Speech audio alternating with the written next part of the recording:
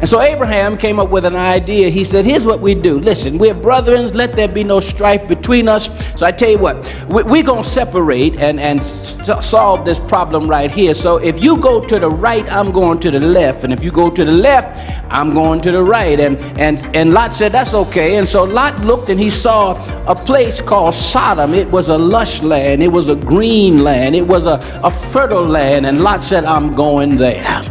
So Lot went to Sodom and he discovered that even though it looked good, it was sinful. Turn to your neighbor and say, neighbor, just because it looked good, don't mean it's not sinful. I can stop right here and stay for 2 or 3 hours about things that look good, but they ain't good. Raise your hand in your heart. Don't raise your hand, but raise your hand in your heart if you ever fell for something that looked good and discovered it wasn't good.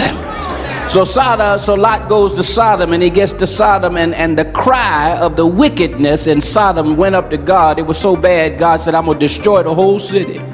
But before he destroyed the city with fire, he told Abraham about it, and Abraham said, well, let me see if I can talk God out of it, because his nephew Lot was in the city.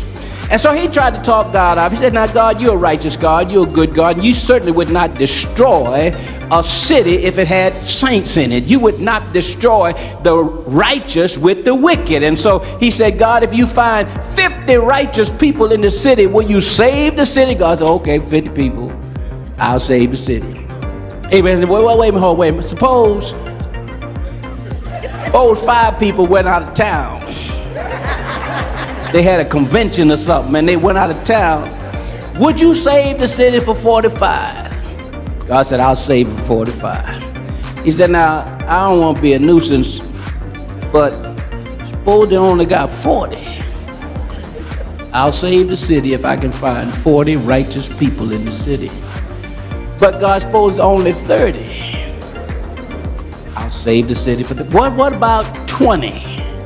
If they get 20 people in the city, I won't destroy the city. But just one last time. Suppose they only got 10. He says, if they have 10 righteous people in the whole city, I'll save the city. Abraham said, thank you, Jesus. Problem was, they didn't have 10